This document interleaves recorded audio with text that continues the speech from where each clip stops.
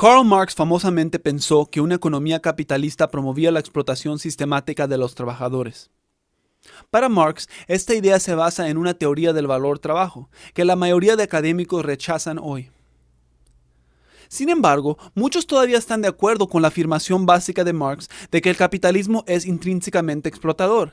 Ellos simplemente definen la explotación en términos más amplios y menos polémicos. En lugar de pensar en la explotación como una extracción forzada de la plusvalía del trabajo, los filósofos contemporáneos lo definen como un aprovechamiento indebido de la vulnerabilidad de los demás. Y, definido de esta manera, muchos filósofos piensan que el capitalismo contemporáneo está plagado de explotación. Los capitalistas económicamente poderosos se aprovechan injustamente de la vulnerabilidad de los trabajadores con el fin de maximizar sus ganancias. ¿Qué debemos pensar de este argumento? ¿El capitalismo es explotador? ¿Y cuál es la alternativa? Bueno, en primer lugar, es absolutamente cierto que muchos capitalistas quieren explotar a los trabajadores. Quieren pagar el salario más bajo posible y obtener la mayor cantidad de trabajo posible de los trabajadores, con el fin de maximizar ganancias. Sin embargo, el hecho de que otros capitalistas también buscan explotar a los trabajadores de esta manera, hace que sea difícil para cualquiera de ellos hacerlo. Esto se debe a que la presión competitiva obliga a los capitalistas a pagarles a los trabajadores una cantidad cerca del valor de lo que producen, quieran o no.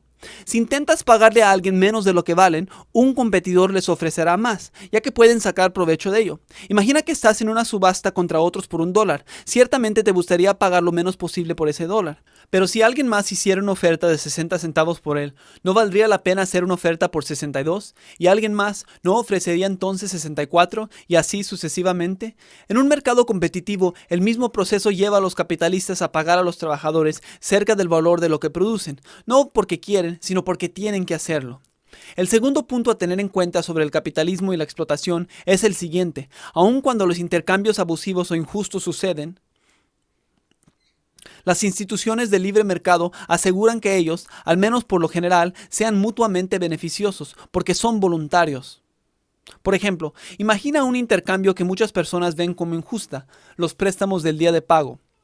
Un trabajador pobre necesita dinero ahora mismo para satisfacer sus necesidades básicas, por lo que consigue un préstamo de una tienda de préstamos de día de pago, pero solo mediante el pago de una tasa de 400% anual. Vamos a conceder, al menos por el bien del argumento, que cobrar una tasa de interés tan alta es injusto. Aún así, es importante tener en cuenta que ambas partes tuvieron la oportunidad de decir no al intercambio si creían que podían hacer mejor en otro lugar. Y a causa de este hecho, porque el intercambio fue voluntario en este sentido muy débil, eso significa que ambas partes esperan ganar más con el intercambio que lo que dan. Esto significa que a menos que uno de ellos haya cometido un error, el intercambio será de beneficio mutuo. Este es un dato importante para el bienestar de los trabajadores individuales e importante para el crecimiento y desarrollo de la sociedad en su conjunto. Los intercambios mutuamente beneficiosos son como se crea riqueza en la sociedad.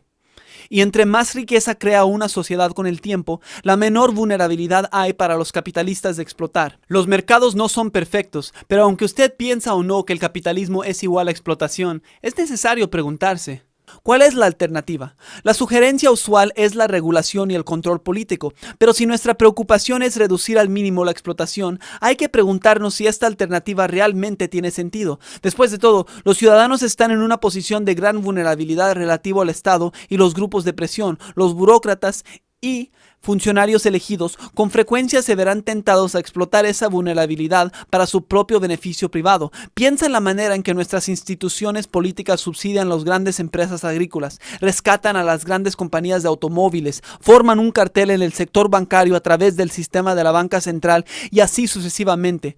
Todas estas políticas benefician a los intereses de los económicamente poderosos y políticamente bien conectados a costa de los ciudadanos comunes. Eso no es un mercado libre funcionando.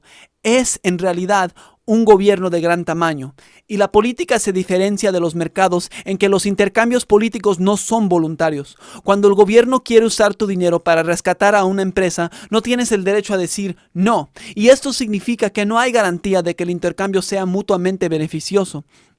Cuando está involucrada la política, la ganancia de una parte por lo general viene a expensas de otro. Los políticos se benefician de las contribuciones que reciben de las grandes empresas y las grandes empresas se benefician de los favores que reciben del gobierno. Claro, esos favores tienen un costo, pero debido a que el gobierno tiene el poder de coerción, puede obligar a terceros a pagar ese costo.